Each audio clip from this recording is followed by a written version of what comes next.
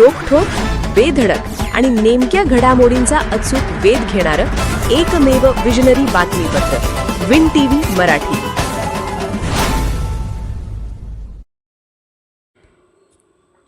5 फूट सरीत ऊसाचे विक्रमी उत्पादन. तज्ज्ञ शेतकरी तानाजी डवंग यांचे आधुनिक शेतीचे मार्गदर्शन.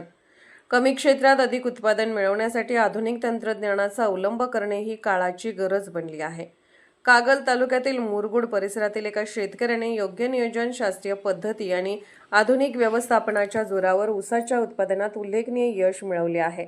मुरगुड येथील प्लॉट क्रमांक 1 मध्ये जानेवारी 2026 रोजी 5 फूट सरी अंतरावर लागवड करण्यात आलेल्या ऊसाची जोमदार वाढ झाली असून हा ऊस 100 टन उत्पादनाच्या दिशेने वाटचाल करत असल्याने परिसरातील शेतकऱ्यांमध्ये उत्सुकता निर्माण झाली आहे.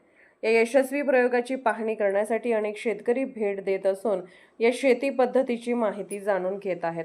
यावेळी मार्गदर्शन करताना तज्ज्ञ शेतकरी तानाजी डवंग यांनी आधुनिक शेतीतील नियोजनाचे महत्त्व अधोरेखित केले.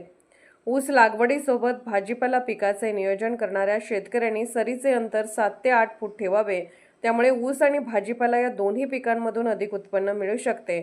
योग्य नियोजन आणि वेळेवर सर्व शेती कामे केल्यास भाजीपाल्यातून एकरी 2 लाख रुपयांपर्यंत उत्पन्न आणि ऊसामधून किमान 60 टन उत्पादन मिळवण्याची क्षमता असल्याचा दावा त्यांनी केला. डवंग यांनी पुढे सांगितले की शेतीकडे केवळ पारंपरिक पद्धतीने न पाहता ती एक व्यवसाय म्हणून पाहणे आवश्यक आहे. त्यासाठी शेतकऱ्यांकडे किमान 50,000 रुपयांचे कार्यभांडवल असणे गरजेचे आहे. योग्य तंत्रज्ञान, वेळेवर खत, पाणी व्यवस्थापन, तण नियंत्रण आणि सातत्यपूर्ण देखरेख याचा अवलंब केल्यास निश्चितच उत्पादनात वाढ होऊन शेती अधिक फायदेशीर ठरू शकते, असा विश्वास त्यांनी व्यक्त केला. या यशस्वी ऊसाच्या प्लॉटमुळे परिसरातील शेतकऱ्यांना आधुनिक शेतीचा नवा आदर्श मिळाला असून अधिक उत्पादन आणि अधिक नफ्याच्या दृष्टीने अशा प्रयोगांकडे शेतकऱ्यांचा कल वाढत असल्याचे दिसत आहे. विन टीव्ही मराठीसाठी वारणा नगरहून बाबासाहेब कावळे.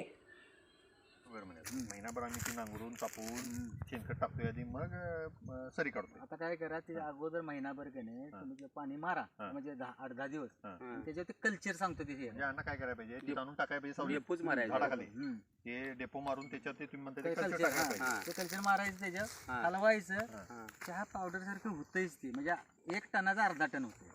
आमची साहेब लागण साधारण 15 नोव्हेंबर ते 15 डिसेंबर या दरम्यान होते. याचा अर्थ त्याच्या अगोदर महिनाभर टाकायला पाहिजे. महिना 1.5 महिना पाऊस असला तर गप बसायचं. पाऊस उघडल्यावर त्याचं कल्चर टाकायचं आणि मग ते हे करायचं, कुजल्याला पूर्ण ताजं स्वच्छ अन्न त्याला द्या. माझं वाळका हा पण तुम्हाला माहित आहे का त्यात काय काय असतं ते? तुम्हाला माप दिसते वाळक, पण ही क्रिया केली, ही सुरुवात जर केली तर पुढे ते म्हणजे लागू होणार. तुम्ही मला सांगा, इमारत एवढ्या बांधताय. विन टीव्ही मराठी न्यूज चॅनलला लाईक करा, शेअर करा आणि सबस्क्राईब करा.